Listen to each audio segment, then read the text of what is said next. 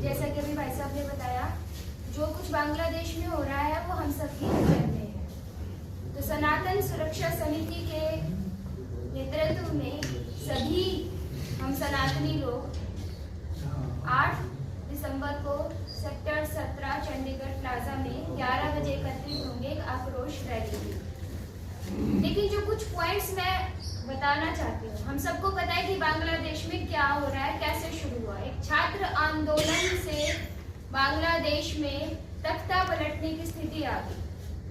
अब अगर हम ये कहें कि हर चीज के लिए मोदी जी को आगे आना चाहिए, तो ये संभव नहीं है।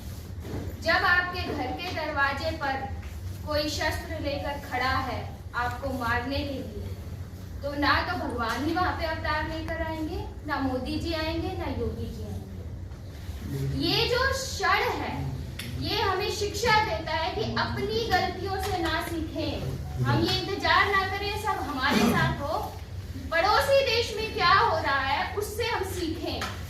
और ये सीखें कि जब कोई हमारे दरवाजे पर शस्त्र लेकर खड़ा होगा तो स्वयं की रक्षा हमें स्वयं ही करनी है, किसी के भरोसे रहकर नहीं किया जाएगा। लेकिन हम स्वयं की रक्षा कैसे करें? आज की जो परिस्थितियां हैं, आज का जो हमारा लाइफस्टाइल है, वो बिल्कुल इस तरह का हो गया है कि हम केवल आत्म केंद्रित हो गए हैं। पड़ोस के घर में क्या हो रहा हमें पता नहीं। इसीलिए हम ये जागृत हुए कि हमारे पड़ोसी देश में हमारे भाई बंधुओं के साथ क्या हो रहा है।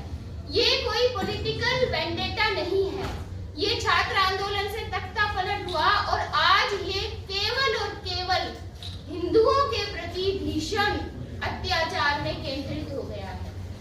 जो हिंदू है वो प्रताड़ित है क्योंकि वो हिंदू है, और इस चीज को हमें देखना है।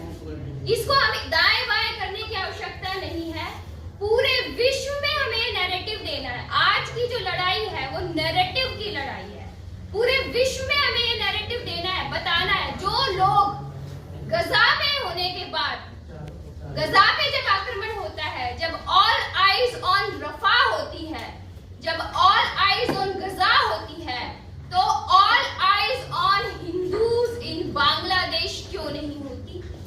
हिंदू लाइव्स मैटर हैशटैग क्यों नहीं चलता? क्यों? क्योंकि हम बटे हुए, हमें फर्क नहीं पड़ता। हम 2 दिन बात करते हैं और उसके बाद अपने एसी रूम में हाथ में कॉफी का कप लेकर ये कहते हैं कि मोदी सरकार कुछ करती क्यों नहीं। माफ कीजिए, सरकारों की अपनी मर्यादाएं होती हैं। हम नागरिक के नाते क्या करते हैं? आज प्रेस के बंधु बैठे हैं, मैं एक एडवोकेट हूँ बाय प्रोफेशन, लेकिन उससे पहले मैं कौन हूँ? एक नागरिक हूँ। मेरा क्या कर्तव्य है? मैं आज अपना काम छोड़कर यहाँ आई हूँ ये बात बताने के लिए कि हमको हिंदुओं के प्रति होने वाले अत्याचार को अब बताना होगा।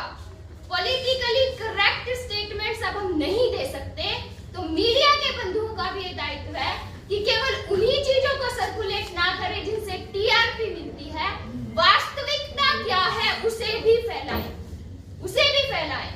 उन तक ये संदेश पहुंचे कि भारत का एक एक हिंदू सनातनी नागरिक आपके इस संकट के समय में आपका मनोबल बढ़ाने के लिए आपके साथ खड़ा है। लेकिन आपके घर के आगे शस्त्र लेकर कोई खड़ा है तो लड़ना आपको होगा, और वो लड़ने का मनोबल हम उनको देंगे। ये कोई समाधान नहीं है कि उनको भी हम यहाँ बुला लें या उस देश के हम टुकड़े कर दें।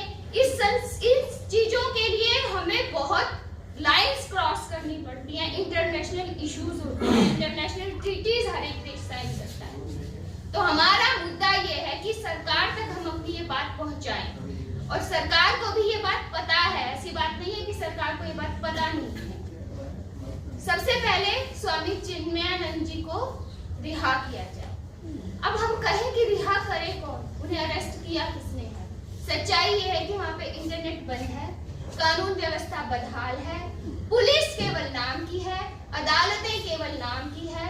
जहाँ की बार काउंसिल ये रेजोल्यूशन पास करते कि इनके साथ कोई वकील खड़ा नहीं होगा, आप समझ सकते हैं उस देश में क्या स्थिति है। तो इसीलिए ये एक इंटरनेशनल प्रेशर डाला जाए, और ये इंटरनेशनल प्रेशर तब डलता है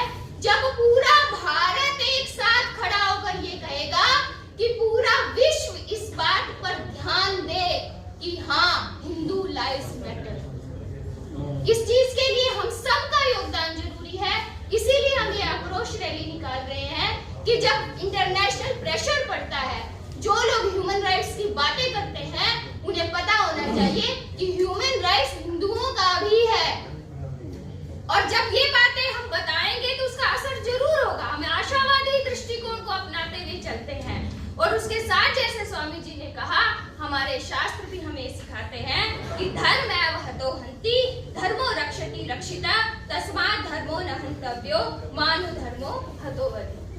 जो धर्म की रक्षा करता है, धर्म उसकी रक्षा करता है, और जो धर्म की रक्षा नहीं करता, धर्म उसे समाप्त कर देता है। तो इस हिंदू धर्म को कमजोर समझने की गलती विश्व की जो शक्तियां, और मुझे कहने में कोई गुरेज नहीं कि इस्लामिक शक्तियां, हम कब तक पॉलिटिकल करेक्ट होकर गंगा जमुनी तहजीब बताते रहेंगे? आज हमको ये बात खुलकर कहनी पड़ेगी, गंगा भी हमारी है और जमुना भी हमारी है। यहाँ गंगा जमुना तहजीब कोई नहीं है। भाईचारे के नाम पर हम कब भाई कटते रहेंगे और उनका चारा बनते रहेंगे, इस नैरेटिव को बदलने की आवश्यकता है। पड़ोसी देश में क्या हो रहा है, उससे आंखें खोलिए, जागिए और जाकर ये देखिए कि ये स्थिति कहीं हमारे सामने थोड़ी दूरी पर तो नहीं है, और उसके लिए हम तैयार हो। अपनी सद्भावनाएं, अपना सारा समर्थन हम अपने बांग्लादेश में इस प्रताड़ना को झेल रहे हिंदू भाई बहनों को देते हैं, और ये विश्वास दिलाते हैं कि भारत का एक एक नागरिक उनके साथ खड़ा है, लेकिन उन्हें भी मनोबल से उस स्थिति का सामना करना है और लड़ना है। बहुत बहुत धन्यवाद।